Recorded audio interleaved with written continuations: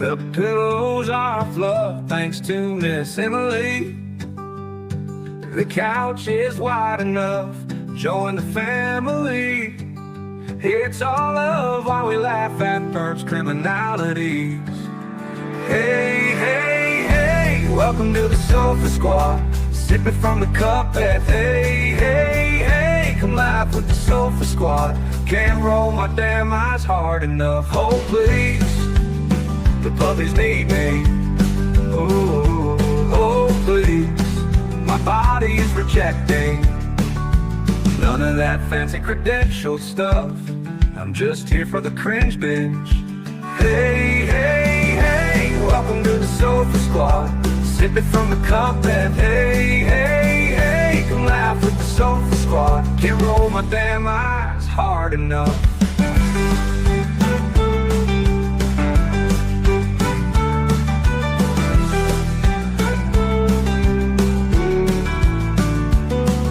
Oh please, the puppies need me. Oh please, my body is rejecting none of that fancy credentialed stuff. I'm just here for the cringe binge. Hey, hey, hey, welcome to the Sofa Squad. Sipping from the cup that hey, hey, hey, come laugh with the Sofa Squad. Can't roll my damn eyes hard enough.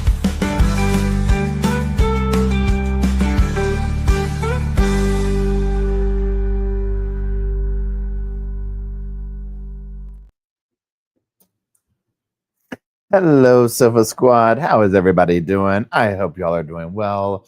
Drop a number 1 in the comment section if you can hear me cackling over here so that I know that I'm not cackling to myself. I hope everyone had a lovely day, a lovely evening. I guess it's 8 o'clock now, right? I see those ones. Thank you, everybody. And welcome all the mods, friends to the sofa. Thank you for being here. And thank you for keeping the cushions fluffed for us all. Tux, I hope you had a good day. And Emily and Indy and Tori and Audra and Jenny and everybody. And I hope the Sofa Squad had a good day too. Now, we have not caught up on the mushroom trial in a minute, right? So we're going to see how much reading I can do to get through all the notes that Down Under has been sending me. So we'll see. So there's that. Now, just a couple of, hey, RGB, a couple of fluffings of the cushions or whatever. Remember, Sunday, we are doing the live chat with Kathy on her channel, where she and I are going to dish about the Sherry Papini documentary. Then, in addition to that, hold on, I'm watching The Boys. What was the other thing I wanted to tell y'all? I'm moving into the office / new studio Saturday, so I'll be that.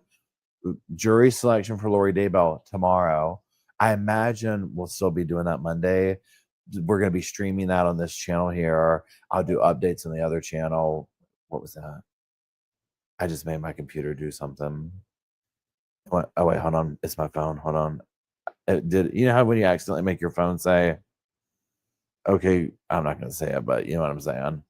Let me make sure I'm not like Googling stuff and buying stuff or something like that. Okay, it seems to be cool. You just never know these days. You just never know. I think that's it. So, a couple of things I want to throw out there to people to think about. Someone, I don't have your email in front of me, so thank you. If you're here, let me know. Somebody sent me this email. Was like, Paul, will you please talk about, I think it's Tiffany Slayton press conference. The girl or the woman, the young lady who went missing and showed back up after 20 some days, was found in a little cabin. So very quickly, I went and looked over the brief thing, and I was like, we are absolutely going to talk about this. I have not listened to the press conference yet, but the whole story, I'm like, huh? There's something up with it. It's giving Sherry, it's giving Carly. Okay. So if you haven't looked at it, just Google it in the meantime, right? Just like some sofa homework. That is literally legit homework, right? Yeah, I hadn't even heard of it. I hadn't even heard of the case. Hold on. It's so good. Oh my gosh. Water with the orange stuff in it. Okay, so let's Like if you say I don't want to say it, the S word and it wakes somebody up, right? And I always miss my things where I'm like, okay, and then it goes into it. Okay, now let me find my little notes here that Down Under sent me. Let's just start off here. I said, hold, please. None of that fancy credentialed stuff. I'm just here for the cringe binge. Hey, hey, hey.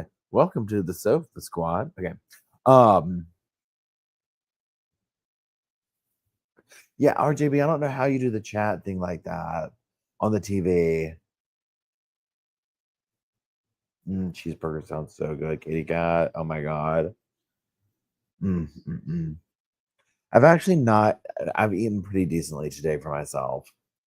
Like, because it's been pretty bad lately. And you know what? Let me see real quick. Before I do this, let me just look. Please hold. None of that fancy credential stuff. Hey, we're just here for the cringe.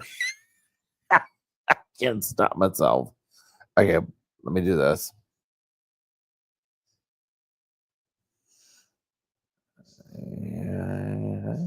I'm not going to that over one. Zip it from the cup and hey. Wait.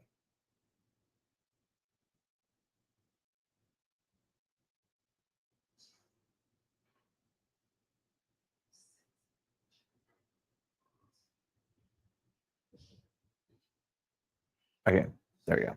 I did this right. Okay, so we're good to go. Okay, sorry. Bandit's bomb with the cheeseburgers and salted shrooms. So we're here at Monday. It's Wednesday. What is this? I'm just looking for the day. Okay, so digital expert back for more evidence. Victoria, the boys are coming to say, hey, can y'all see them? They're like, oh, you're getting ready to start? Bubba, say hey. Luke's right here. Come on, it's okay. They've been very, oh, we're all growly. It's okay. Good. Oh, you're just a little meanie. Okay, don't. Okay, go play then. We're not going to sit here and come and just start growling and barking at me and growling. Okay. Sorry, y'all.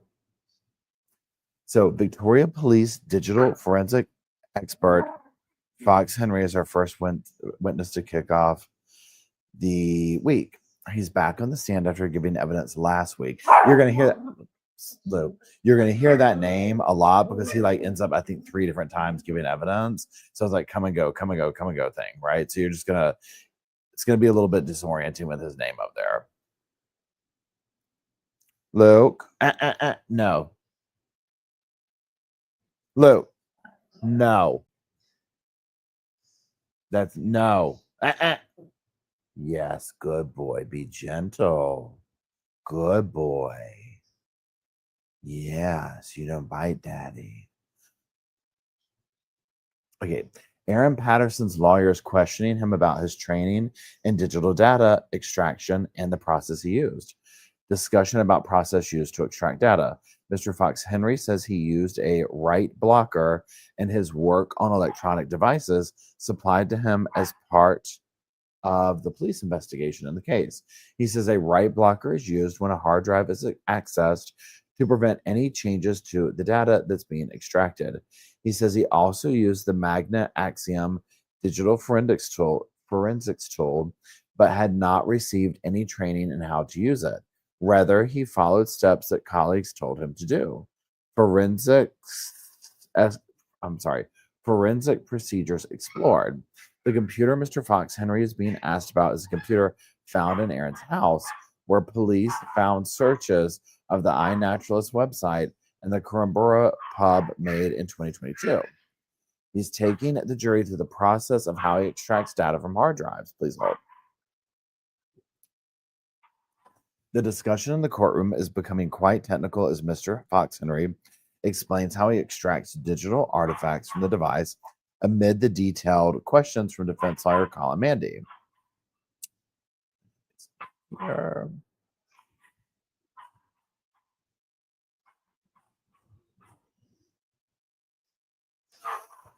Mr. Mandy is asking Mr. Mandy is asking whether he needed to set any parameters or explore the settings of the program he used, which he says he didn't. He says he didn't examine or analyze any of the extracted data himself. Data identification numbers are explained. Mr. Fox Henry explains that images extracted have a hash value, a unique identifying number for a digital artifact. I'm so sorry.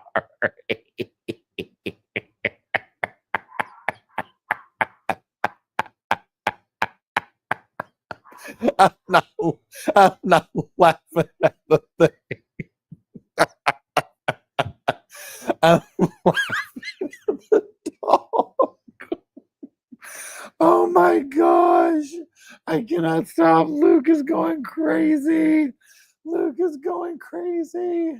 Oh my God. I don't know if y'all can hear him. He's in the other room and he's just barking. It's driving me crazy. Oh my, I gave myself, oh my gosh, I gave myself a hot flash.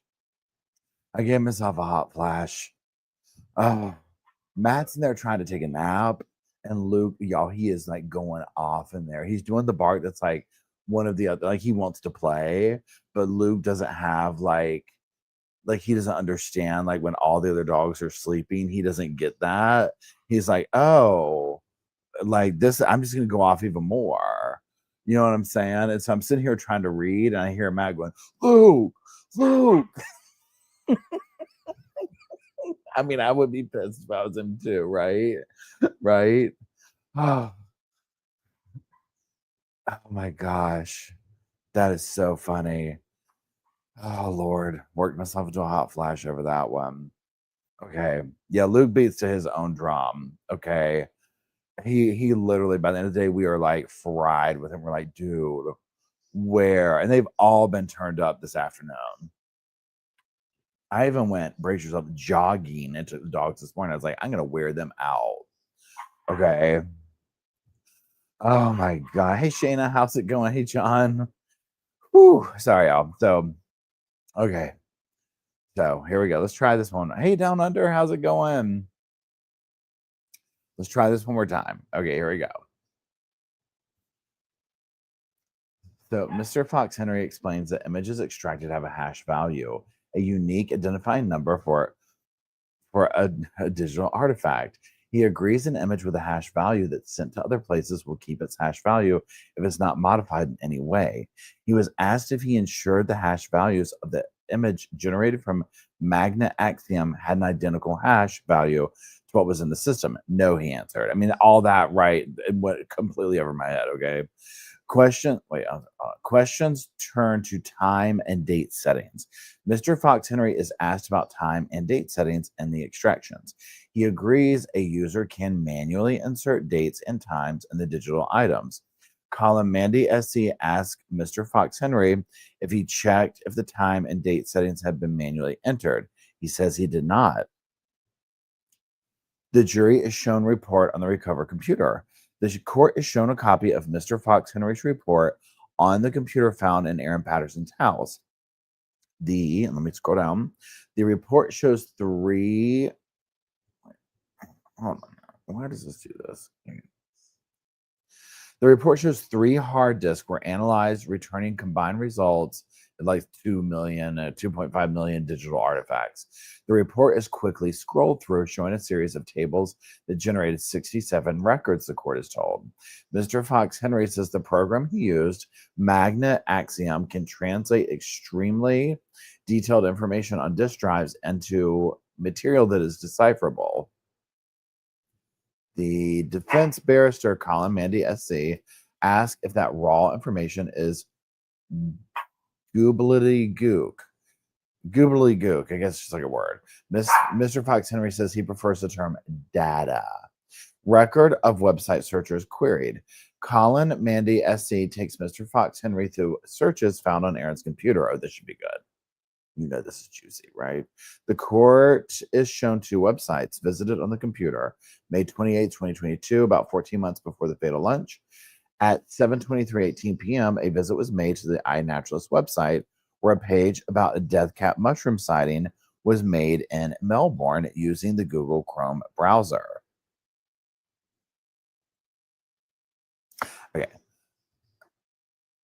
Let me go there. Sorry, I had to look at that. Okay, there we go.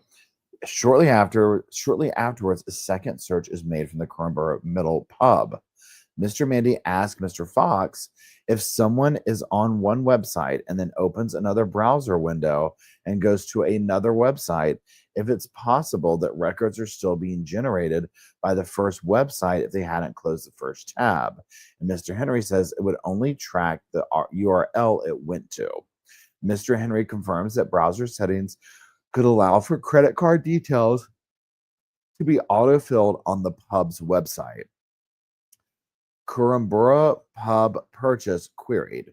Under questioning from Colin Mandy SC, Mr. Fox Henry agrees a purchase was made at Corumburra pub using autofilled saved details. He agrees that anyone using that computer could use that auto-filled information unless there was a password protecting it. He says he wasn't asked to look at the data for how the computer was used prior to 7:20 p.m. that day. Come on. Go on. Hold on. He wants to get tucked in. Hold on. Come on, sweetie. Come on. Well, do you want tucked in? Come. Or you want me to get up? Well, that's not going to happen. No, you go play with the dogs. Okay. He's trying to manipulate me off the sofa. Hold on. Look, there's my legs. There you go. There's your little spot. Oh, praise the Lord. Thank you. I think he finally wore himself out. Oh, my goodness. He's tucking himself in. Let's all cross your fingers and send good vibes that he's going to go to sleep. He's going to his little spot. So let's say he's not quite settled. Thanks, Jessa. I appreciate it. Okay, let's get back over here. We're just going to pretend that he's not there, and then he'll be like, okay, I'll just go to sleep. Where we at? Okay. There we go. Okay, so he agrees that if he had looked at the records, he potentially may have been able to say who had used it earlier and for how long. Mr. Mandy then walks Mr. Fox through a definition of autofill on computers. An example is if you are typing a word, take Microsoft for example, and it recognizes the word that you're trying to spell and prompts you or will autocomplete the word. Mr. Fox Henry says the court hears autofill autofill use could be analyzed digitally in some instances. An image from tablet now shown in court. Okay, let's see what they say. Okay. The court is shown a data extraction taken from a Samsung tablet, which contains a thumbnail image of a black food dehydrator. Boom, boom, boom, the food dehydrator. We could make a horror film starring this food dehydrator at this point, y'all, okay? Food Dehydrator the 13th, Part 10. The dehydrator takes Manhattan. Okay. This was the same tablet we heard about last week, which was seized from Miss Patterson's house during the police investigation. The date modified is 30/4, 2023. So April 30th, 2023. About 3 months before the lunch, Mr. Fox Henry is being taken through the technicalities of thumbnail-sized images. Hold on, here you go. Let's tuck you in. There you go. Good boy. Okay, Bobo's gotten in his little bag. Luke is nestled in my legs. Life is good. Here we go. Heaven forbid there's a strange noise that causes everybody to get going again, but we'll just see. Okay. And I literally spoke too soon. Now Luke is up. Come on. He says, okay. He says the computer analysis program he used, Cellbrite, resizes thumbnails to make them appear bigger and reports it produces. Witness, the next heading is witness is asked about an image shown to court. While looking at a picture of a dehydrator pulled off a Samsung tablet in Aaron's house, Mr. Fox Henry agrees that it's not possible to say when the original images were taken or what kind of device they were taken on. He says he could not say whether the image had been sent from someone else or had taken the picture or who had taken the picture. They go on break. They come back. The next headline is court is interrupted by a person in the public gallery. So this is the drama that pops off. As the hearing resumes after the break, there's a sudden interruption as a man in the court stands and addresses Justice Christopher Beale. He asks him how he can be a judge before beginning to outline a series of allegations. He's quickly removed from the courtroom from the room by the court staff. Then the hearing goes as if it never happened, they write. Factory resets on the phone discussion. Now, this part right here, y'all, is like, what? Okay, this part, I'm just like, literally, we cannot stay away from factory resets. I mean, this case, y'all, this case is like, no. I mean, down under, if you're in here, she knows, and anyone else that, and I'm trying to exclude other people who are from Australia, this case is like next level. Like, to me, the vibes I'm getting is like, this is like almost like a Casey Anthony level, like drama for Australia, right? Hold on one second. Yeah, apparently the dude who stood up in the court was accusing this, like, it was like trying to say that there's like some kind of real big conspiracy and a cover up and all this type of stuff. And I'm like, I mean, honestly, for Aaron's sake, if they did come out and it's like this, she was a government agent and a big conspiracy. I'm like, now it makes sense because it doesn't make sense any other way, right? It's the one time a massive conspiracy would make more sense than the actual actions taking place. Okay. I'm just like, oh my gosh. Okay, so let's keep going. Okay. The court is being taken to a report about a mobile phone seized from Aaron's house, known as Phone B.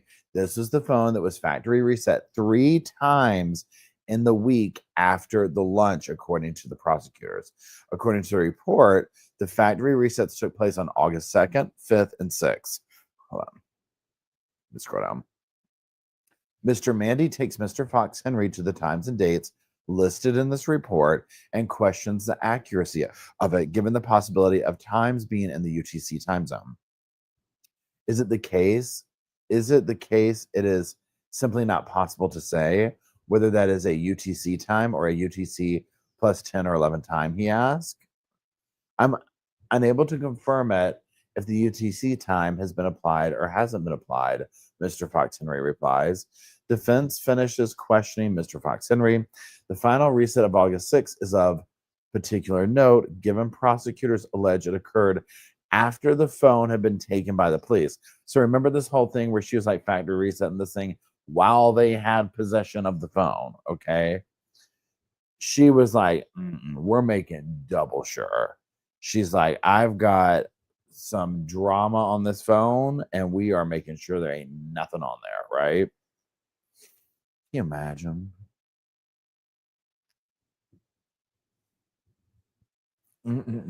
That is good. Okay. A little bit of caffeine. Okay. Let's scroll up. Prosecutors allege it was remote wiped. Mr. Fox Henry confirms there's no evidence that the phone contained any data when it was reset for the final time. Mr. Manny finishes his cross-examination. Again, I just think that what she was doing was just making double sure. And she probably went in there like, okay, I just want to make sure I got it, whatever. Mr. Fox Henry finishes giving the evidence. I just said that. Earlier, the defense asked Mr. Fox Henry about hash values of data and whether he had checked the values of the data he extracted were identical to the original data which would indicate the data had not been modified. He says the software indicated that there had not been any mismatches. Mr. Fox Henry has now finished giving evidence. The forensic pathologist takes the stand. Dr. Brier works at the Victorian Institute of Forensic Medicine. He was the supervising pathologist for Heather Wilkinson's autopsy. Dr. Brier says the autopsy reveals that Heather had necrosis of the liver to the extent that all liver cells were dead. He says the lining of the bowel was also necrotic, however you say that. That's crazy. God bless that woman. Oh my God.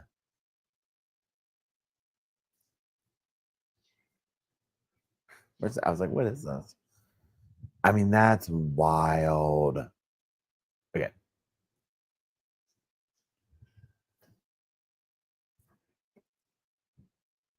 What's crazy to me, and y'all help me out here, okay, so in a situation like this, where you're put, like, my understanding is the poison from these mushrooms, when you do it, it's like you can take the stuff to start fixing it, but it's like your body, like the liver cannot process this. It is going to attack. It's not like there's a anti-venom type situation is what I'm getting at, right? Have I misinterpreted this or whatever? Because it's like they treat you for it, but it's almost like you're going to be on this ride and they can treat you for it, but it's not like for example, you got bit by a black widow, you got bit by a copperhead, we're going to give you this anti-venom to counteract that. It's more like, this is not good.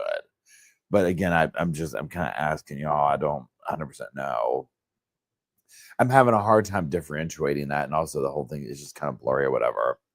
Katie Cat says long-term health issues. It's a miracle. I don't know how he survived, right?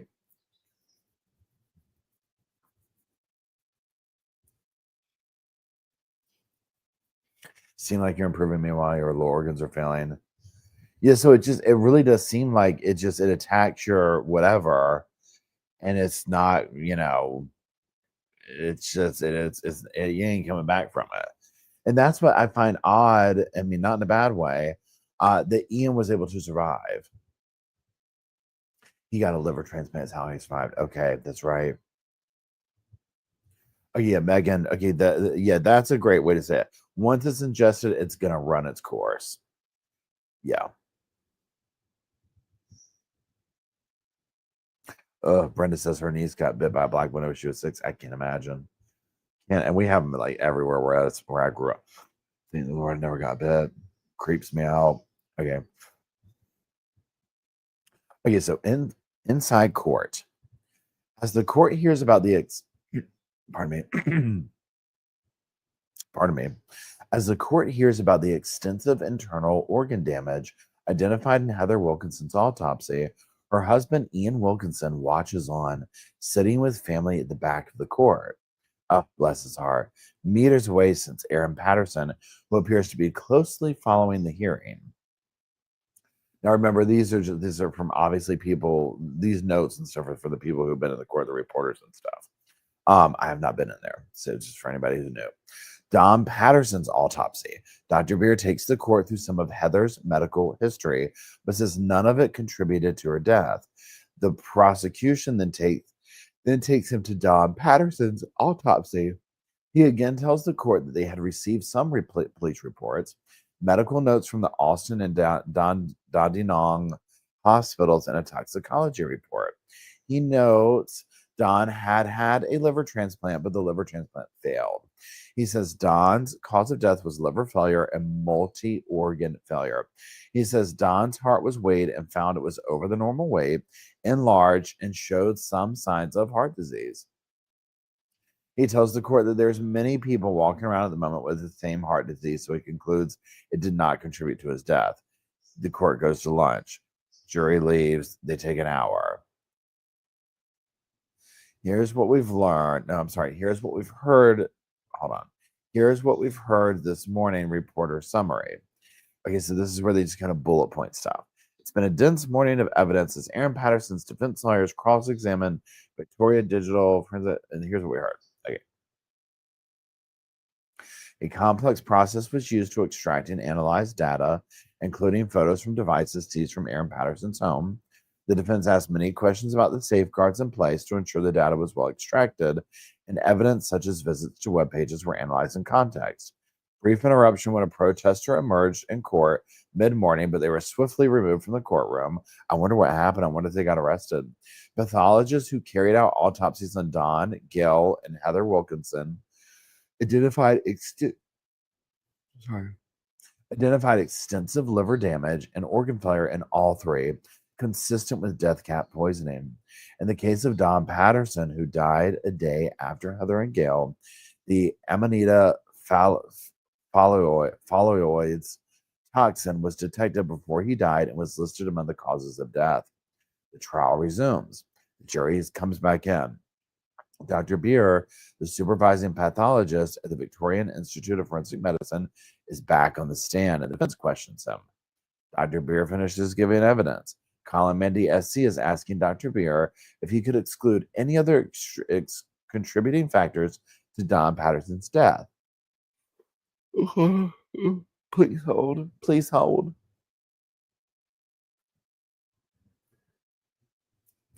Dr. Brier tells the court that if someone has significant comorbidities, they're not going to deal with the Amanita toxins as well as someone who is healthy. However, he says he found no significant comorbidities. He's now finished questioning Dr. Brier and he's finished giving evidence. Police forensic officer takes the stand. Ben Goodwin is now giving evidence. He works in the forensic biology for Victoria Police, focusing on crime scenes and exhibits. He examined the food dehydrator recovered from the transfer station and landfill to collect any vegetable matters or debris that may have been present. He says a number of samples were collected, samples taken from the dehydrator. The court is set to be shown a series of photos from Mr. Goodwin's report and to specimens collected from the dehydrator. The first image is of a small specimen jar, which contains a tiny brown item inside, which was believed to be vegetable debris. Vegetable debris, where are we at? Okay, Mr. Goodwin says the debris was collected with tweezers. A second photo was put up showing the right-hand side vent of the dehydrator. A small piece of debris was stuck to the side of the dehydrator, which was also collected into a jar. Were taken 2 more pictures and samples from the dehydrator. Mr. Goodwin says a collection was taken from the door of the dehydrator. The court is shown a crumb-like speck of vegetable, which was collected and placed into a jar. Next, a picture of a square white item is flashed up on the screen. This was sitting inside the tray itself, he says. Now we see one of the dehydrator's trays, an object that looks like a grate. Another small item was pulled from there. Forensic officer finishes giving evidence. It's more of the same for Mr. Goodwin, who talks about more tiny specimens collected from the dehydrator. In total, 7 samples were collected. The items were packaged and sealed and returned to Victoria Police Forensic Management Unit for further testing and analysis. The prosecution finishes questioning him, and the defense doesn't have anything to ask, so he's excused from the stand. The Department of Health Communicable Disease Manager is called. The next witness is Sally Ann Atkinson. She tells the court her team deals with anything related to gastro-type illnesses, including community outbreaks. She says doctors or labs may notify of illnesses, including possible foodborne outbreaks. Health department team notified of possible mushroom poisoning. Ms. Atkinson says an outbreak was classed as 2 or more people being sick. She says her team would implement any actions that may be needed to stop anyone else in the community getting sick from an outbreak. She says on July 31st, 2023, the team received a possible disease notification for death cap poisoning from Dr. Connor McDermott at the Alston Hospital. The health department told of mushroom lunch. Ms. Atkinson says that Dr. McDermott told her there may be 6 people ill from a family event on July 29th. She says the number of cases was then clarified to be 5. But she says Dr. McDermott thought there might have been 2 children who attended the event, but he was unsure whether they consumed the lunch. She says he told her that they had all consumed mushrooms, and he believed that some of the mushrooms had been bought from an Asian grocery store in Oakley or Mount Waverly in April and stored frozen until they were used in July. She says Dr. McDermott told her 4 of the people were very unwell. Can you please help?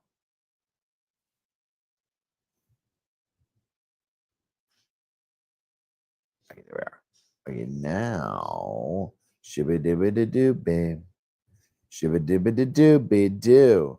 Okay, Miss Atkinson initiated an investigation. Miss Atkinson says she immediately called her manager about the mushroom poisoning because there was something that was quite unusual, she says. She clarifies that she had never had a case of amatoxin poisoning before and says it sounded very serious.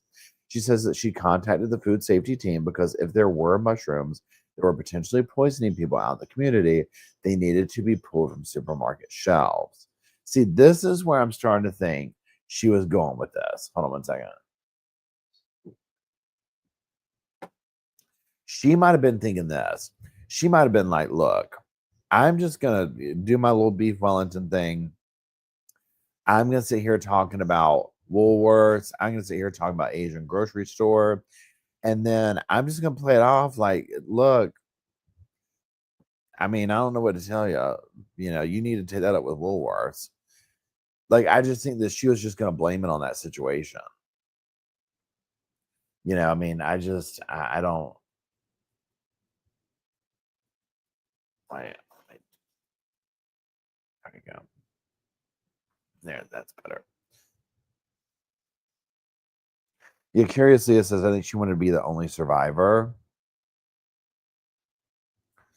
And I mean, and I'm that's where I'm starting to lean towards. I mean, I go back and forth of like, does she want it to be? I think regardless of the outcome, like whether it was death or just sick and she was going to help it, whatever. I think that she wanted it to come off like, how do you say it? This was like, a mix up at the grocery store, that whole thing. Again, the Tylenol murders, there's a documentary out on Netflix now about it, that story. And I thought it was so funny that they put that out because I was like, this is kind of where I think that she was wanting to go with that.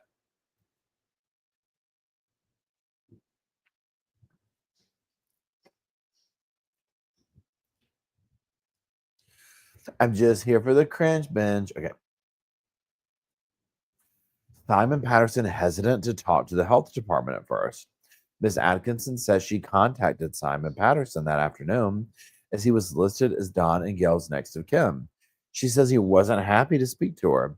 She says that happens sometimes when people are unsure who she is or where she's calling from. Okay, that makes more sense. She says she emailed him with the official Department of Health account and he was then happy to talk. Okay, so I mean, that makes more sense, right? He probably thought she was some kind of solicitor or something like that, or salesperson or whatever at first.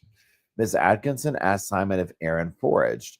Miss Atkinson says she asked Simon Patterson whether Aaron may have picked the mushrooms she used in the lunch herself, and he said it wasn't something he'd ever known her to do.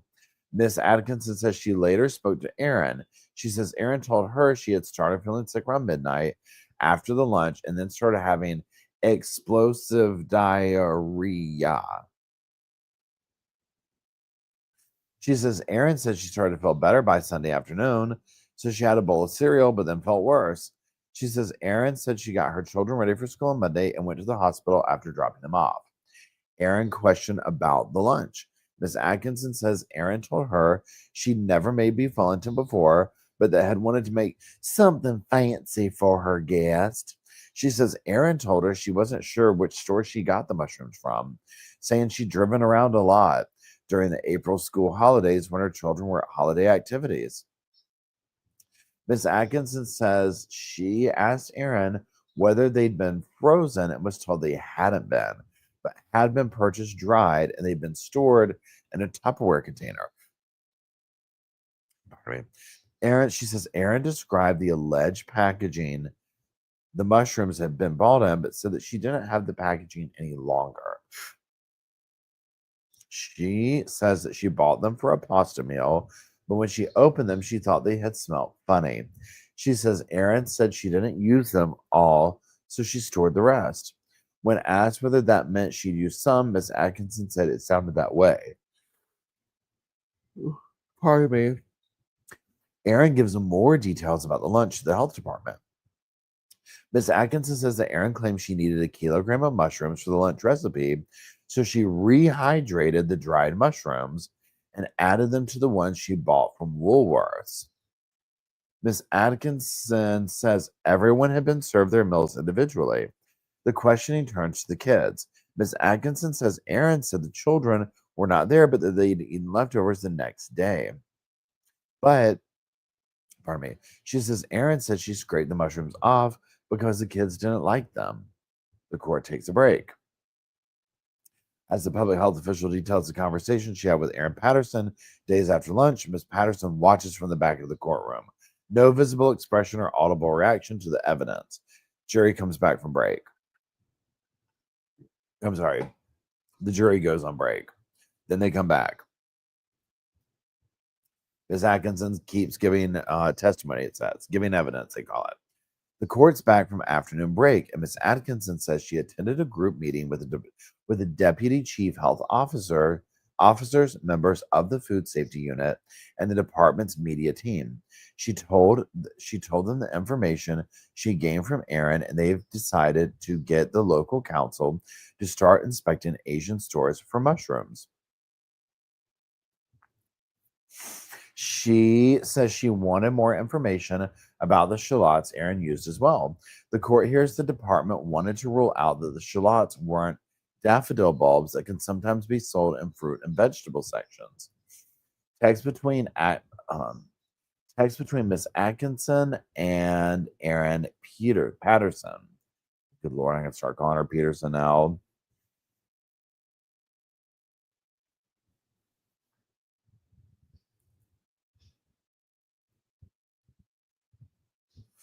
Miss Atkinson says she tried to call Erin again, but couldn't get through. She says she then sent Erin a text, which was answered. She says there's a number of texts exchanged between August 1st and 4th. The first text included Miss Atkinson asking her questions about the drinks they had at lunch, the shallot she used, and the packaging the mushrooms were in. She also asked for the names of the roads she was parked in or landmarks when she went to the Asian grocery stores. She says Erin responded, "Hi, Sally. Sure, I would try to get that information all to you as soon as possible. I'm just dealing with trying to manage and look after the kids in hospital here, and a bit snowed. Sorry. And a bit snowed under trying to manage that." The questions the health department asked Erin. Ms. Atkinson says she tried to contact Erin again on Wednesday, August 2nd, leaving a voice message saying she had further questions. She says she didn't hear back from Erin, so she sent another text message with the following questions at 9:29 a.m. Number 1, can you please confirm that it was definitely only the one other time you cooked with the dried mushrooms when you first opened them? No one else reported symptoms or issues when consumed them. Number 2, please advise what drinks were served at lunch. Number 3, please confirm what kind of shallots were used in the beef Wellington. Were they spring onions or the small individual shallot type onions, please? Number 4, did you possibly use your card to purchase the mushrooms and can you please check your bank statements for the shop? That would be amazingly helpful. Health department says Erin Patterson seemed to change the story. Ms. Atkinson says she then heard from Child Protective Services, who said they had an appointment to visit Erin. She says she asked the officer to call her when she was with Erin because she was having trouble getting back in contact with her. Please hold. She says that Officer Katrina Krebs, who we heard from earlier in the trial, did call and handed over the phone to Erin. She says Erin told her they had water, tea, and coffee. She says Aaron told her the mushrooms had not been used in any previous meal because they smelled funny and she thought they'd overpower the pasta type dish she was making. Okay, now let me just pause there and say this. If she didn't want to use them in the one meal because they smelled funny, why on earth would she use them again? You see what I'm saying? Like, I don't understand that. Like, that doesn't make sense to me. I'm confused. I'm scared.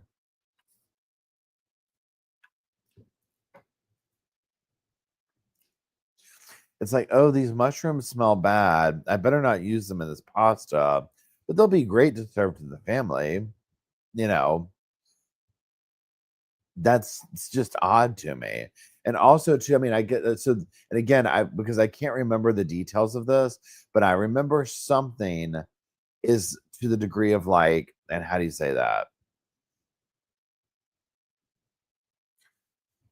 Just shows that my husband and I are both cooks at restaurants. You'd be surprised what you can do with different things, how many different things uses things have. And then that's very true. Yeah, I'll use a lot of garlic. It'll be fine, right? Um,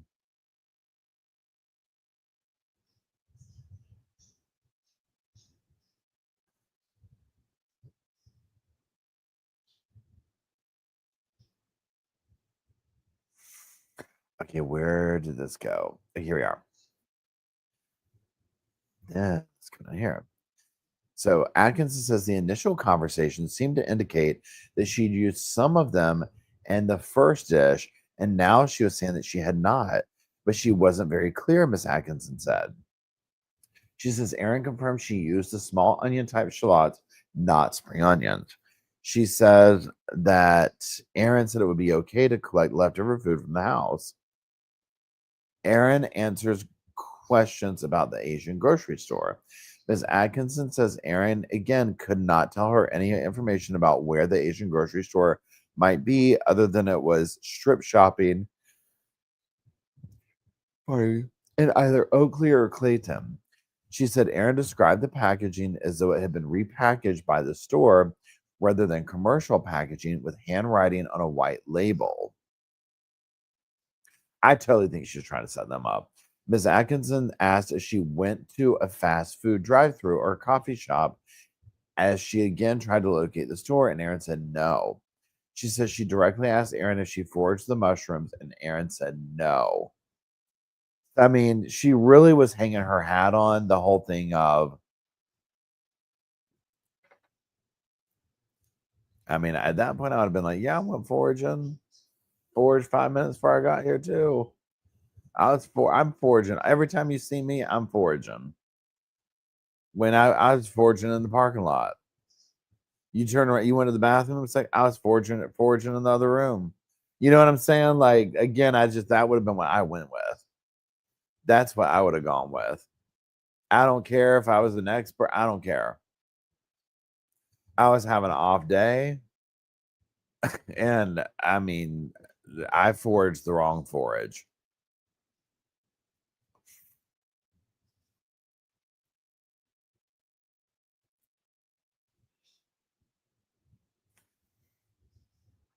Yeah, and the way where she's like trying to blame it on the Asian grocer. And she's like, it wasn't like in the normal packaging, like they had taken out whatever. But she was like, really like, I can see the pipeline she was going down with this, right? Like, it's quite clear. Now, whether they can like, see, this is what's so tricky. With not being like seeing the thing play out, like watching the court case, it just makes it so wild to try and make a determination, right?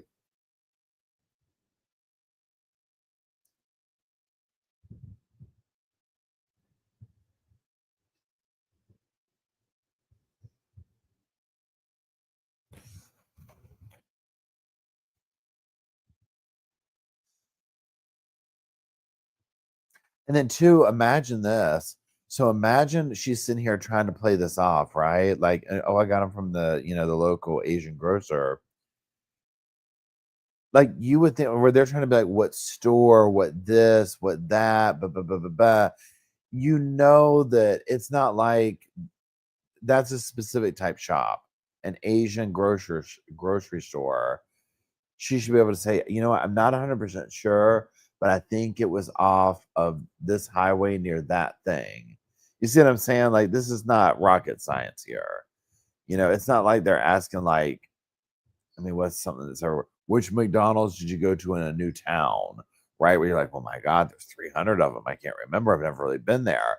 Oh, thank you, Peachy Keen.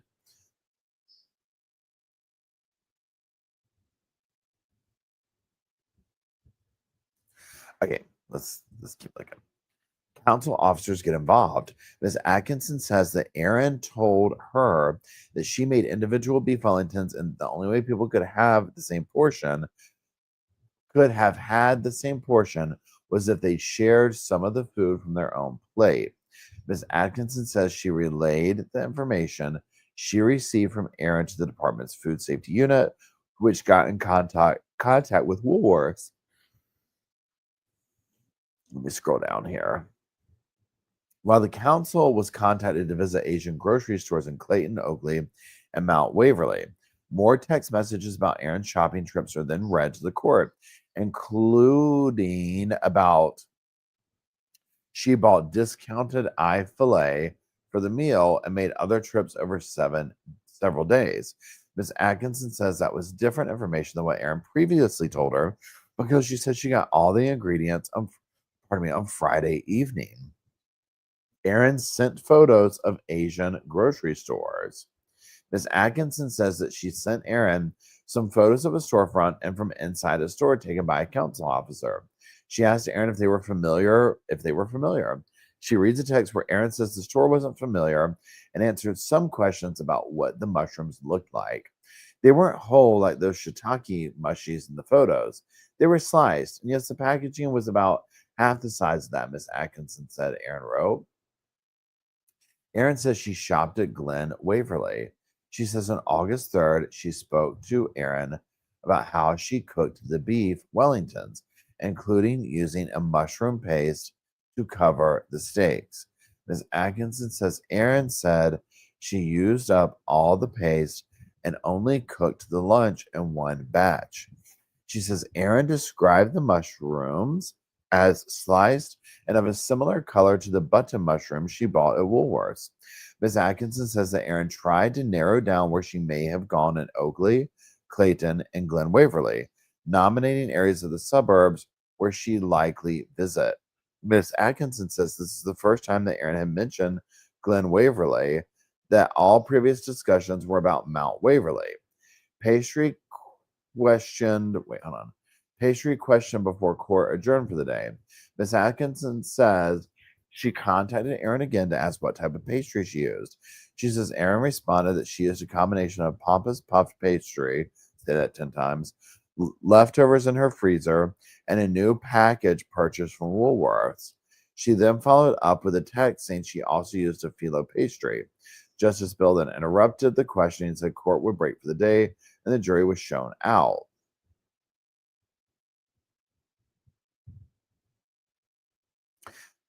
Let's read this.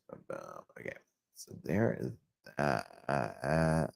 Shibba-dibba-doo. Where are you? Shibba-dibba-dibba. Okay. Okay, let's come over here. Let's go to this next one. None of that fancy credentialed stuff. I'm just here for the cringe binge. Hey, hey, hey. Welcome to the Sofa Squad. Shooba dooba dooba.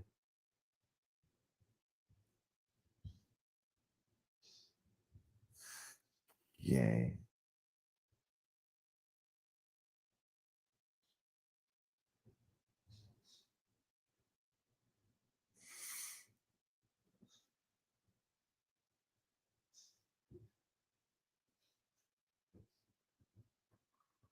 Okay, wait, where is this?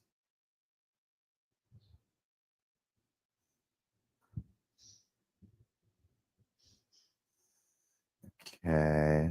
Hold on, I'm just trying to find the next thing here, y'all.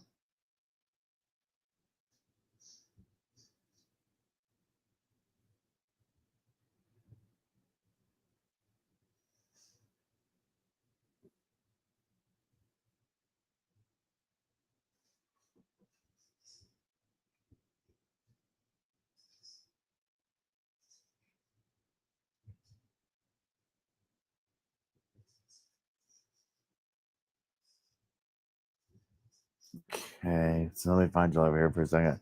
Oh, thanks, Kay Bush, and thanks, Emily. I appreciate y'all.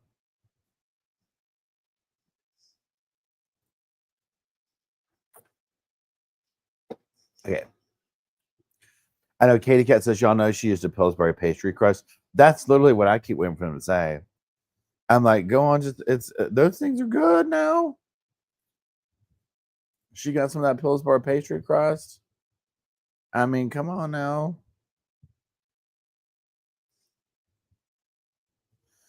Okay, there's that.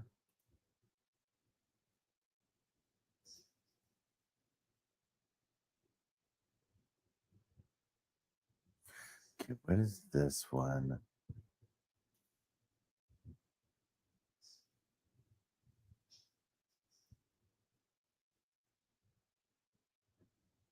Okay, so I'm just going to read this next page here, and then we're going to go to another one. So Wednesday the 28th, May, so this was yesterday. These might not be in 100% order here, but we're gonna run with it. A Victoria police detective has told Aaron Patterson's murder trial that a SIM card was swapped from one phone to another during a police search of her home after a deadly mushroom luncheon that killed 3 people. The jury has shown Ms. Patterson's Woolworth customers rewards account records which detail purchases of pastries, beef eye fillets, and sliced mushrooms. A summary by reporters for Wednesday, the 28th. A SIM card and one of the accused triple murder Aaron Patterson's mobile phones was being swapped over while homicide detectives were searching her home after she hosted a deadly mushroom lunch, a jury has been told. Ms. Patterson, 50, has pleaded not guilty to murdering her relatives, Heather Wilkinson, Don Patterson, and Gail Patterson, by serving them a beef Wellington lunch containing death cap mushrooms in 2023. She has also pleaded not guilty to the attempted murder of Ian Wilkinson. On Wednesday, Supreme Court trial and Morrell heard prosecutors had compiled a significant amount of information. This is allegedly outlining her use of several devices and the years and months surrounding lunch. Okay, there's that one. Now let's come over here. Boom. Police detectives take the stand. Okay, there's that one. And then Tuesday. Okay, no, this one's Tuesday. Okay, now here's the thing. Hold on, y'all. Okay, I have to run to the little boys' room. I will be right back. Please hold.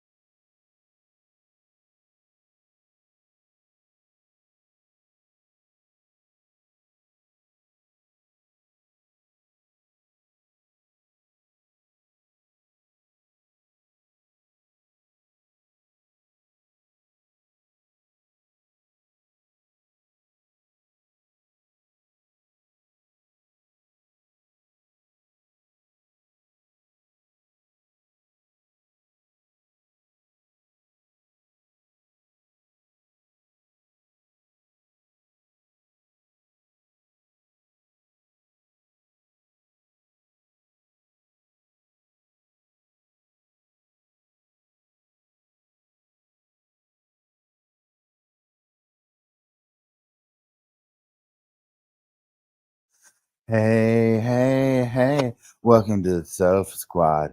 Sipping from the cup. And hey, hey, hey. Dun, dun, dun, dun, dun. Okay, sorry. Ouch. I just was like, bam, on my hand. Okay.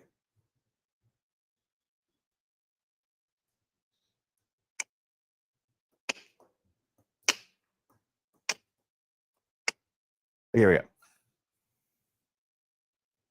The jury is back in, and Sally Ann Atkinson has been called back to the stand. She says the Department of Health investigation into the mushroom poisoning lasted until August 11th, and a report was compiled. Atkinson said, well, now why won't that work? Atkinson says it was hot. You know what? I don't like all that. Why won't this go down? She says it was highly unlikely the commercial supply chain, so mushrooms that can be bought in a store, were contaminated with the poison as they only grow in the wild. She says the food safety unit established nothing wrong with the mushrooms at Woolworth or any of the food packaging tampering. She read from the report, based on the above, the risk to the public health was deemed very low. No food sampling other than samples already collected from the lunch were considered to be warranted. The defense questions health department witness. Ms. Atkinson says there's no other reports of any other people in the community falling ill due to the mushrooms. She says the department determined that the outbreak was an isolated incident. Aaron Patterson's defense barrister, Colin Mandy, is now questioning her. Ms. Atkins is taken back through her evidence.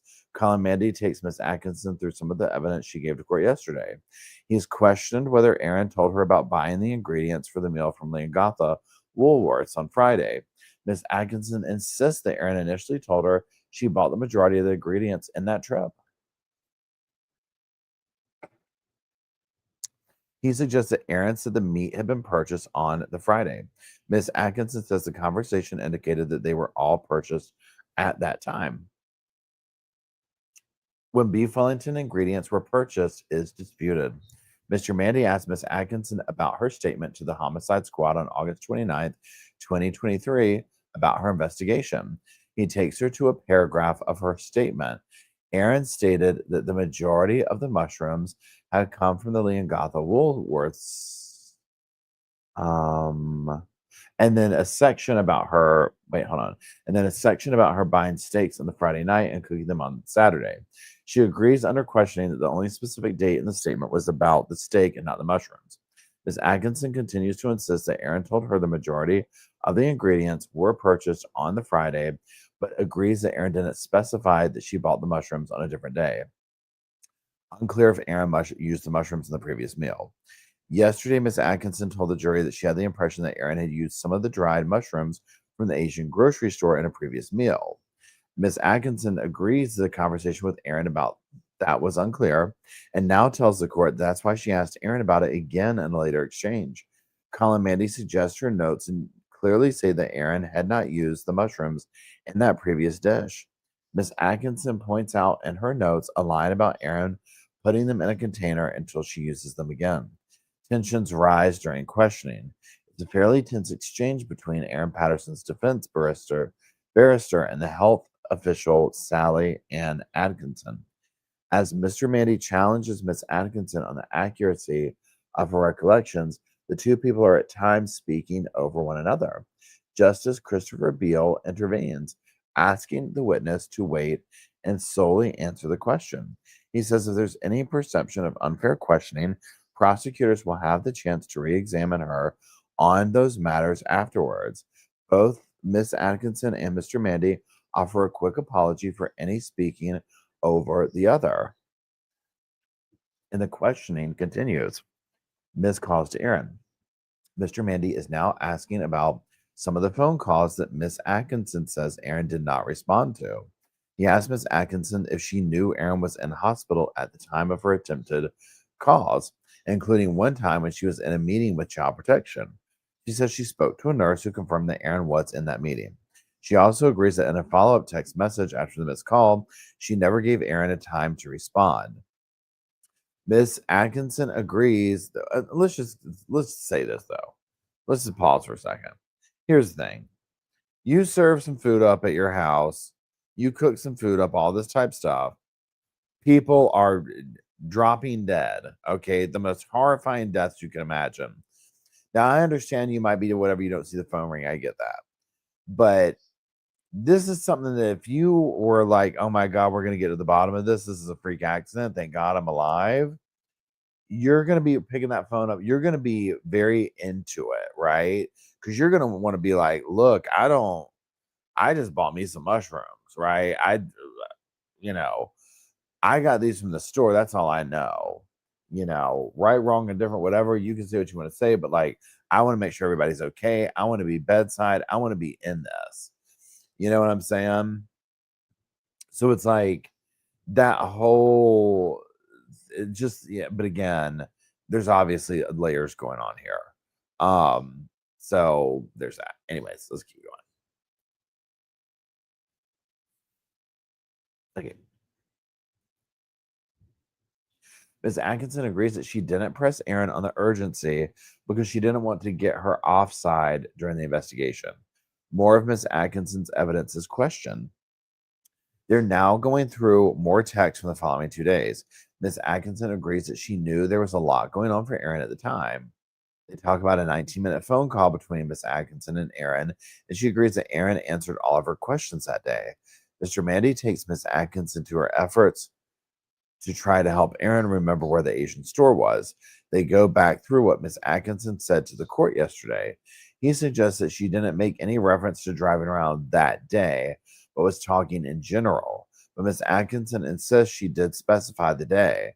Court showed a packet of mushrooms.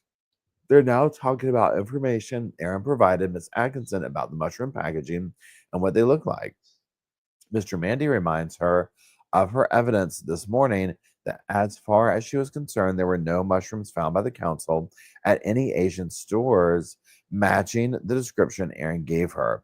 The court has shown a photo of what appeared to be dried, dark colored mushrooms in individual clear plastic bags sitting in a box on a shelf. A white label on each bag reads Black Fungus, $3.99, 50 grams. Ms. Atkinson agrees it did match Aaron's description, but says she believes it would be a larger size than the packet that Aaron says she bought. She says Aaron later explained the mushrooms were not dark brown in color. Miss Mount Waverly or Glen Waverly. They're now talking about whether Aaron told Miss Atkinson whether she may have bought the mushrooms in Mount Waverly, whether she said Glen Waverly. The two suburbs are side by side in Melbourne southeast. Mr. Mandy asked whether Miss Atkinson contacted the council. Excuse me, I'm sorry, y'all. When Aaron changed the location to Glen Waverly, she says she did, and also mentioned Kingsway as a street name Aaron mentioned. The defense makes comment that Kingsway is a street in Glen Waverly that has Asian grocers along it. Mr. Mandy's now pressing her on whether she asked the council officer to go and look at the shops in Glen Waverly. She says she doesn't know what the officer did with the new information. A bag of dried mushrooms found similar to Aaron's description. Mr. Mandy brings up notes from a health department meeting. Please hold. In which one of her colleagues mentions that someone had gone into an Oakley store and found small bags of dried mushrooms with no label. Miss Atkinson agrees she followed that up with Aaron, and Aaron confirmed that was the style of packaging that she meant when she provided her description. I mean, please, I would have been like, too. I'd have been like, they're like, look, we went into an Asian grocery store like you described, and we found some clear packaging, but it was a little bit different. Is that what you meant? I would be like, oh, yeah. Oh, yeah. I forgot about that little detail. I'm glad you jogged my memory. Okay. I'm glad you jogged my memory on that.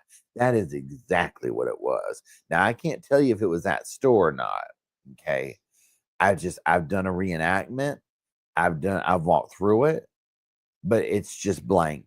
Okay. From the time that I got out of my car, grabbed my purse, to when I basically got home and put the death cap mushrooms in like the pantry or something. Okay.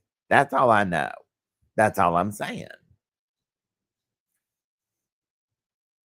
Yeah, it's like a lifetime supply of dried mushrooms, right? I'm like, girl, how much do you use? But that's when she was like, oh, I was cooking it with everything. I was putting them in everything.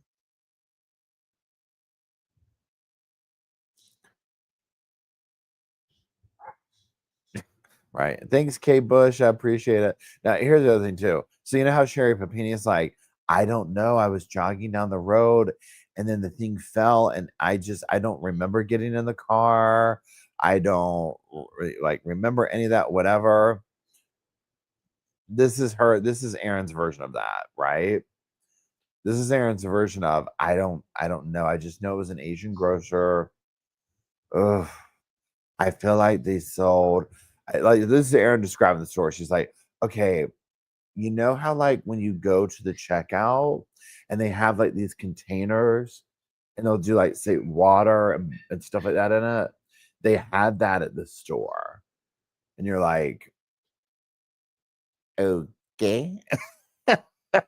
She's like, I know for sure one of the aisles there, okay, it had like toilet paper, it had paper towels, like I would just say like a paper aisle.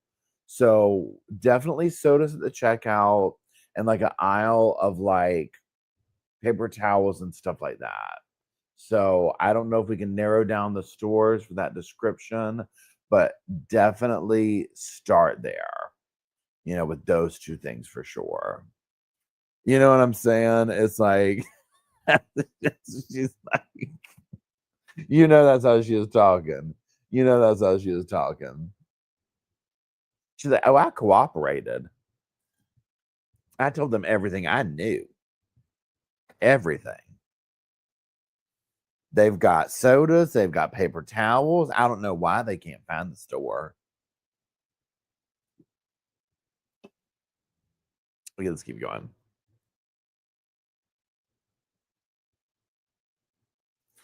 Okay. They took a break, they come back. Okay, so the questioning turns to Miss Atkinson's discussion with a colleague about the progress of the investigation.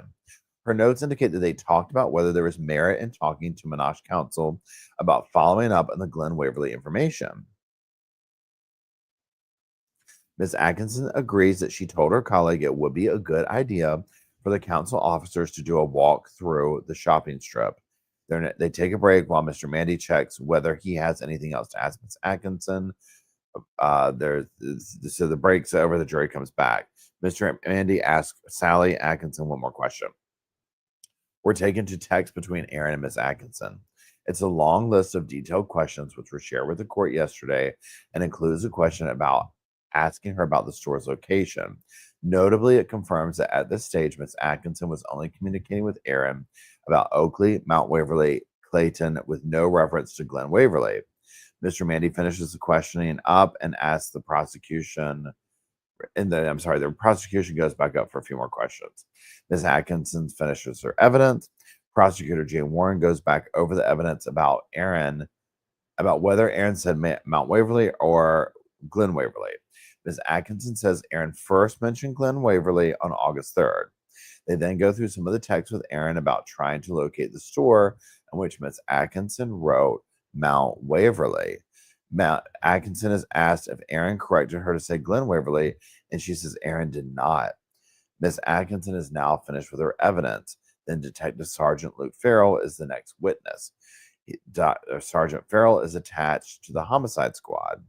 He investigated the case, including going to Erin's home with a search warrant. The search of Erin's home. The sergeant says the officers searched Erin's home on August 5th, the Saturday after the lunch in question, for leftovers, mobile phones, and digital devices. He says Erin was present during the search. The court is now, she was in there. I can already see it. Okay, the court is now being shown photos taken during the search. Food scales, dehydrator manual, and recipe book found during the search. The court is shown a series of photographs. The first one shows a kitchen with a set of 4 drawers with a bench top. On the fridge at the side, there's a colorful piece. Pardon me. Of rainbow art along with the calendar.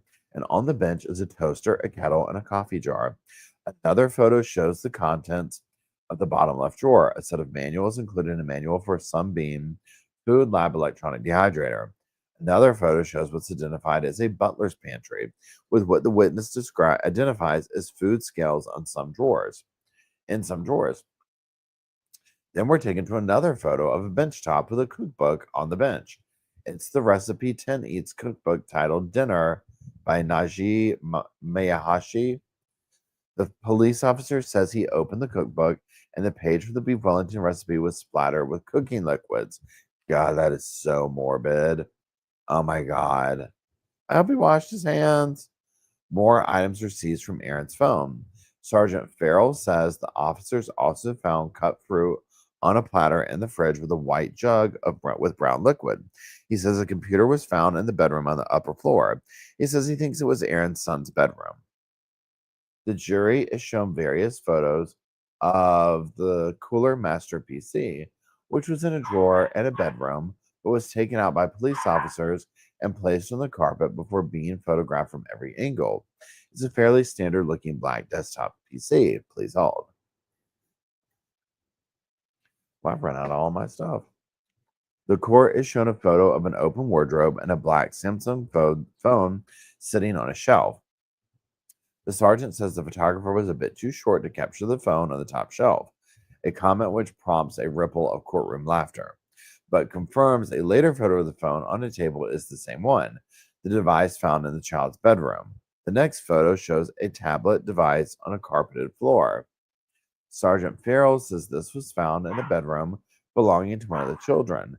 Images of Aaron's plates are shown to court. The court is now being shown some still images from a video. Hold on. Okay. Of a search of Aaron's house on August 5th, 2023.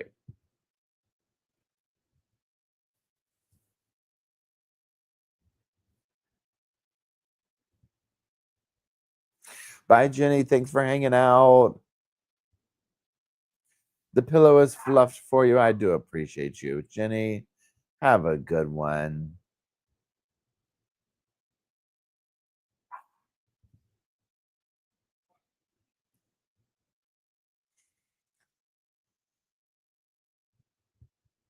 Yeah, the first photo shows the living room of Miss Patterson's Lee and Gotha home, where the lunch was held. As we have described previously, the kitchen is to one side and the lounge room the other, in an open plan design. We're then shown a photo of an open dishwasher. There are several plates which, let me scroll down, are red on top and black on bottom, as well as a white plate with some color on it. They are all neatly stacked into the dishwasher. Another photo shows a drawer in the kitchen, first closed then open. At the back of the drawer is a stack of 4 dark colored plates, and in the front is a single multicolored plate with stripes of blue, black, and orange against a white background. Police sees Aaron's phone. The sergeant says the search took a considerable time. He says he sat down with Erin and took possession of her mobile phone, asking her if there was a PIN code required to open it. He says she provided a 4-digit code and a 6-digit code that she thought might unlock it, but no code was needed. On attempting to open the phone, I didn't require any passcode at all, he says. Court shown video taken during search. And the video, hold on. Hold on.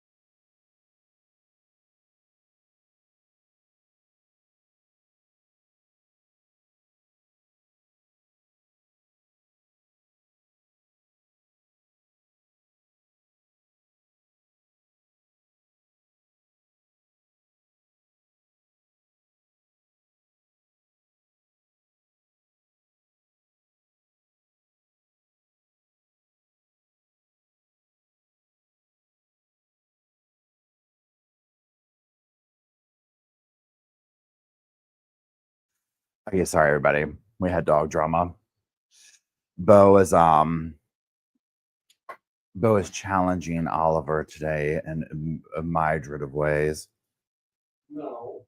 And he's doing it right now too. Bobo, come here. Bobo, come. I mean, just saucy. So we had dog drama. Sorry. Okay.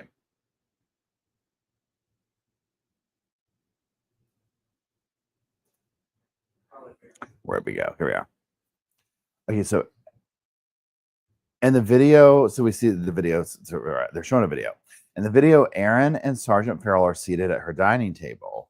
Erin is wearing a light beige colored jumper and is sitting with her face propped up in one hand and elbows on the table. You know, she was sitting there like this, like, I don't know, like kind of like looking all like dejected and everything. Sergeant Farrell is sitting in front of an open notebook and has a mobile phone in front of him. The video shows her handing him her phone. No. We don't be mean to each other. He appears to check if he can open it and then places it on the table in front of Erin.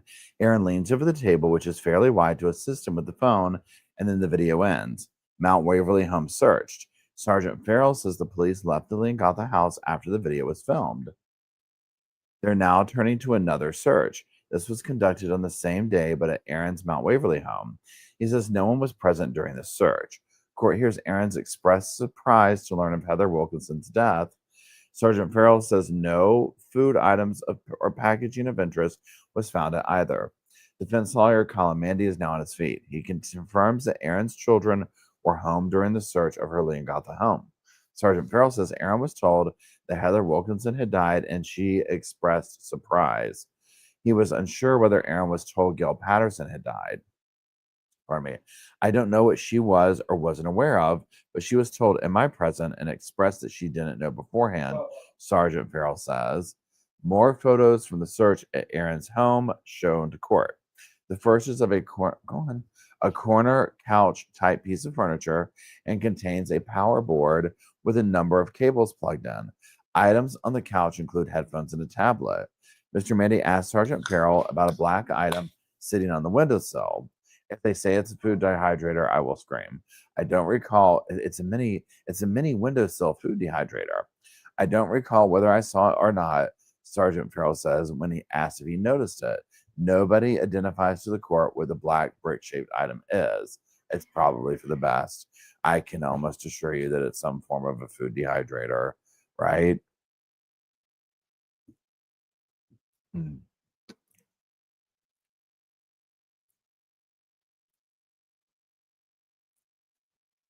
Where'd we go? Okay. No, not that one. This one. Homicide detective question about Erin's plates. We're brought back to images of plates at Erin's home. Mr. Mandy asked Sergeant Farrell whether he directed the officer filming the search to video the plates. He says he didn't, but agrees they were of interest to him. He confirms police didn't take photos of all of the plates in the house, and none of the plates were seized, bar one in the fridge with fruit on it. None of the plates were seized, bar one in the fridge with fruit on it. He says none of the plates were measured. Details of the plates. The court is shown the photos of the plates in the dishwasher again, which Sergeant Farrell agrees includes smaller and larger plates. From left to right, we see a large white plate, a similar. Hold on, Bobo, come, Bobo. Okay, we've separated the boys, the pairs of boys. That will calm things down. Okay. Similarly, I can't say that word. Large plate that is red on top and black on the bottom, then a smaller version of that red and black plate. 3 more plates sit beside it, including 2 in the middle, where Sergeant Farrell says it's harder to tell the exact color on the back. Detective asked to clarify the plates.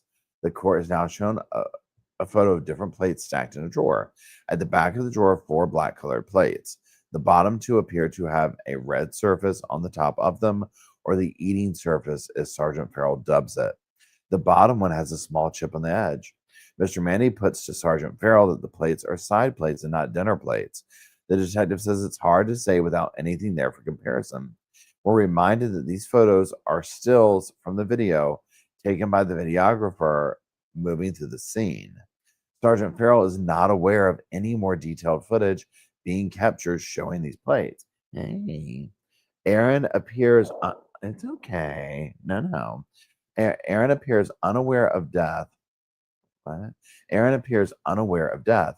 Mr. Mandy reads out part of a transcript from Sergeant Farrell's conversation with Aaron at the start of the search.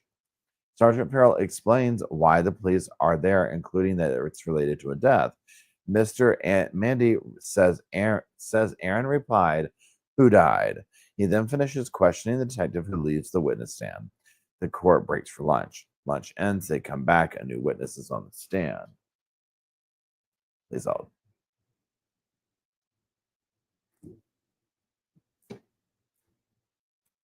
The court shown a series of photographs. Wait, I'm just ready. We now hear from the detective leading Senior Constable Stephen Eppingstall, who is the police informant in this case. Homicide Squad detective explains why they took on the case. LSC Eppingstall is answering questions from prosecutor Jean Warren. She's taking him back to the start of his investigation. He says he became involved in the case on August 3rd, 2023, when a lunch guest had become fatally ill. People think we, the Homicide Squad, only deal with murders, he tells the court. That's not necessarily true. We're also coronial investigators on behalf of the coroner, so we'll take on a complex death investigations that might be too big for local units. We took it on in that capacity initially. Police informed Aaron of death. We heard from Sergeant Farrell earlier, who told the court he informed Aaron that 2 people had passed away while he was carrying out a search warrant at her home. He told the court she appeared to be surprised by the news and asked who died. LSC Eppingstall says following the conversation, he then stepped in and spoke with Aaron. He says he told her that Heather Wilkinson and Gil Patterson had passed away. We revisit the cookbook. We're now taken to the Recipe 10 Eats cookbook, which was found on Aaron's bench inside her home. It was a general discussion, but the beef Wellington came up. She explained to me that she used the Recipe 10 Eats cookbook that was in the kitchen. There's a moment taken in the court to explain the Recipe 10 Eats to Justice Beale, who appears to be unfamiliar with the highly popular Australian cookbook. The court has shown several pages, including one with a grid of photos outlining the separate steps involved in preparing the beef filling and encasing it in pastry. On the final page is a photo of the final product, a golden brown leaf of pastry. There's some debate over a question. The police informant's evidence is briefly interrupted with an objection from the defense to a question from the prosecution. The jury leaves the room. They discuss it. Gray plates weren't seen in the police video. The jury returns, and Miss Warren continues her questioning. She asks the informant about a video taken during the search of Aaron's home on August 5th. We hear that the video shows the entire house, including the kitchen, before it descends into more detail, taking a look at each of the cupboards, the pantry, and inside the dishwasher. In the video that you viewed, did you observe that any plates that matched the 4 gray plates that matched the evidence that Ian Wilkinson gave in his evidence? Miss Warren asked. LSC Eppingstall replies no. Ian had earlier given evidence that the 4 guests ate from gray plates, while Aaron ate from a different color plate. Factory research could have happened during a search warrant. We're then shown the digital forensic analysis report from Phone B, which shows an entry for 4 factory resets. The third one is 1:20 p.m. on August 5th. Miss Warren says that if it is in the Melbourne time, that would be during the search of Miss Patterson's Leongatha home. But she says if it was UTC-O time, you would have to add 10 hours, which takes us, to 11:20 p.m.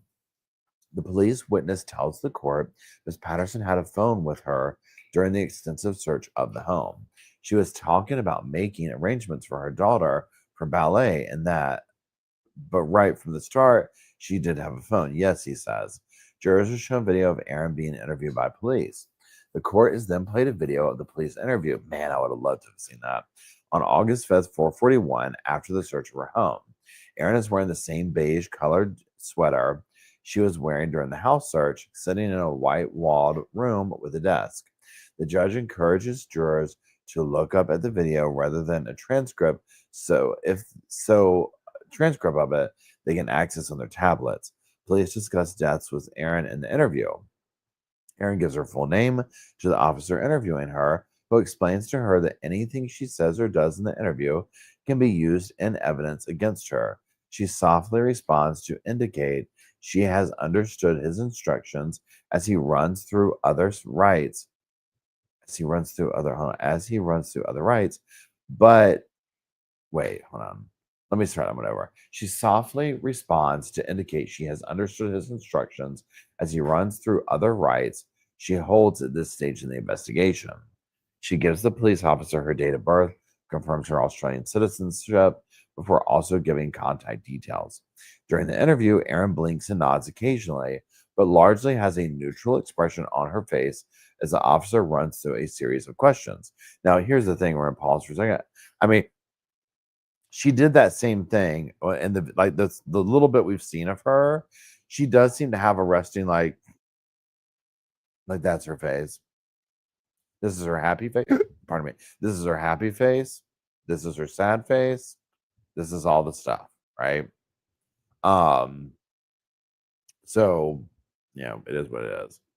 Okay, let's keep going. Where's my screen? Okay, there it is. Police ask Aaron why she wasn't as ill as guessed. The officer interviewing Aaron tells her they're trying to understand what made her get so ill and why she wasn't that sick. She acknowledges that she understands. I'm sure you understand too that I've never been in a situation like this before, and I have been very, very helpful with the health department during the week because I wanted to help that side, she replies. I do want to know what happened, so I've given them as much information as they've asked for. Aaron speaks about her in-laws. Aaron is asked why her estranged husband's family were invited over for lunch. Because I've got no other family, she responds. She goes on to say, I like them a lot. They've always been good to me, and I want to maintain those relationships.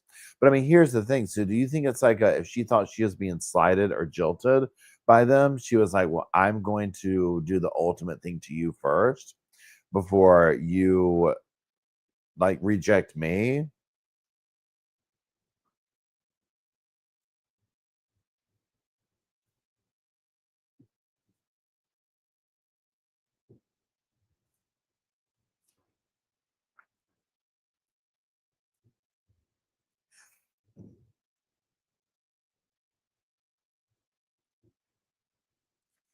Oh, thank you, Kay Bush. I appreciate it.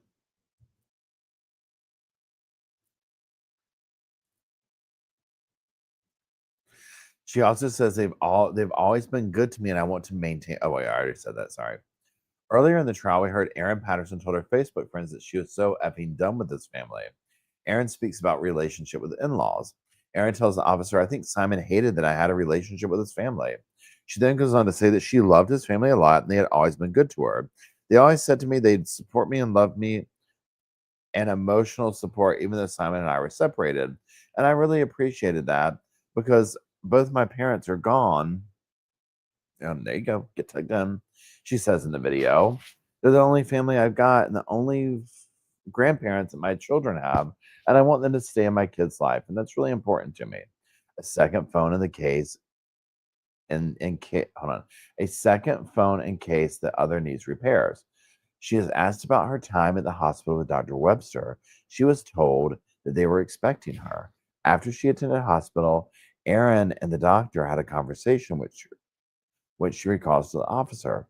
Then he said to me, I can't say the exact word, but he said something along the lines of, we think they've eaten death cap mushrooms, Aaron says during the interview. And I said, what? And he said, yeah, that's what we think they've eaten. And she says she told the hospital that there were leftovers she had thrown out and they could look for them. Police interviewing her then turned to devices found at Aaron's home. The jury goes out for a break. Police informant goes through various maps of key locations. Return, and the informant is taken to a map of lock. The video of Aaron's police interview has been stopped. Visible on the map is an oval, which appears to be on the east side of the township. The undercover identifies it as a football oval. Now we're zooming in on the locality of Altram, specifically a street where fungi expert Tom May had previously identified death cap mushrooms. There's some laughter as the judge questions whether an exhibit titled "Where is Map of All Locations" is a good idea. It's agreed to give it a more specific name. Travel times between the locations of Gippsland region. The court is now shown a map. It's now being shown that map of a part of Victoria's Gippsland region with Loch, Outram, Corumburra, and Leongatha circled in red. Eppenstall is asked if he calculated the travel times between the location and their distance, to which he says yes. It's confirmed that all locations are less than a 30-minute drive from Leongatha. Now we're taken to a map titled City of Monash, which includes Mount Waverly, Oakley, Clayton. We hear about Aaron's connection to the area, including owning a Mount Waverly property, which has been referred to several times during the trial. CCTV of a visit to Subway shown to court. I did say these are in no particular order, so I'll just flag that again, Prosecutor Jamie Warren says before we jump to a different point in time. Hold on one second. Let me look at something. Okay.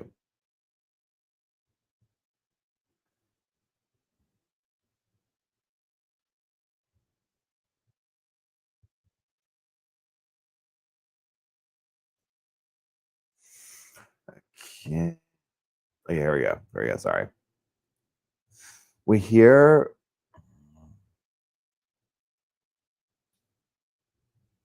about a visit to a Subway restaurant.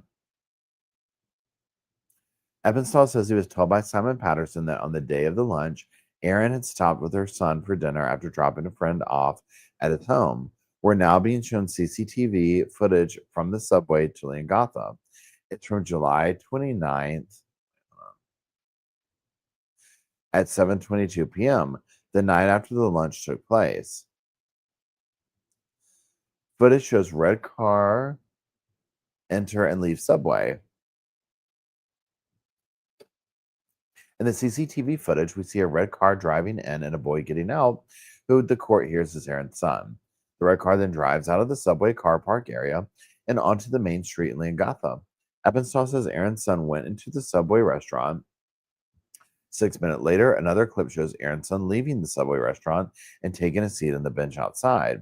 Then a third CCTV clip shows a red car pull into the car park approximately 11 minutes after the start of the first clip. Aaron's son gets into the red car, which is then reversed and driven out of the car park. Police are unsure where Aaron drove to during the 11-minute window. We're now shown a map of Leongatha, which includes a red pin for the Subway restaurant. Aaron Patterson's home address is marked on the map by LSC Eppenstall, southwest of the restaurant. Prosecutor Jane Warren notes the 11-minute window between Aaron dropping her son off and picking him up. The court hears there was no footage to help police know with certainty where Aaron was during this time. Court proceedings end for the day. Okay, we're gonna wrap it up there because I'm starting to zone, obviously. I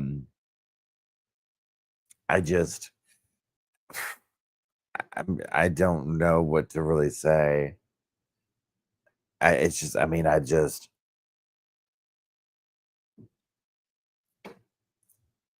Oh, you're welcome, kitty cat. I appreciate it. I appreciate y'all hanging out with me.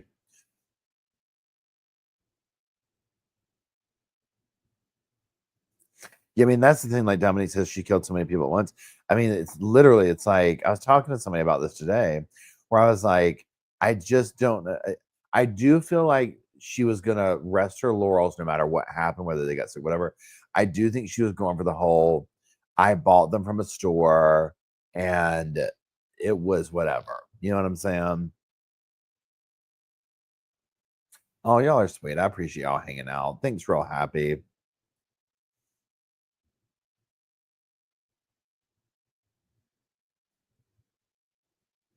Good night, Roro. Yeah, so I'm gonna head out. Tomorrow is Friday. I do believe we'll do a live chat, and we're either gonna go through Lori's motion, which was denied for the new judge, or we'll finish up testimony, like reading through this stuff. I just gotta see. So that is it. Thank you, mods, for hanging out, keeping the cushions fluffed. I appreciate y'all very, very much. Y'all have a wonderful evening. Y'all sleep tight. Don't let the bed bugs bite. We will finish off with Slow Morrison's song. And that's it. I love y'all, and I will talk to you soon.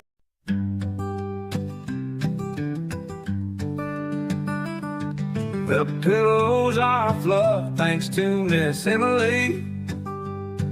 The couch is wide enough. Join the family. It's all love while we laugh at Bert's criminalities.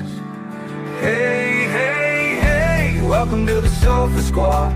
Sipping from the cup at hey, hey, hey, come laugh with the Sofa Squad. Can't roll my damn eyes hard enough. Oh, please, the puppies need me. Oh, oh, please, my body is rejecting none of that fancy credential stuff. I'm just here for the cringe binge.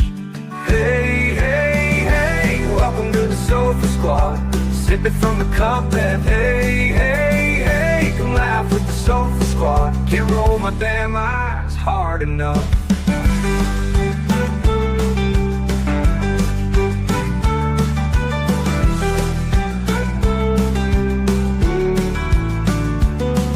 Oh please, the puppies need me. Oh please, my body is rejecting none of that fancy credentialed stuff. I'm just here for the cringe binge. Hey, hey, hey, welcome to the Sofa Squad. Sipping from the cup that hey, hey, hey, come laugh with the Sofa Squad. Can't roll my damn eyes hard enough.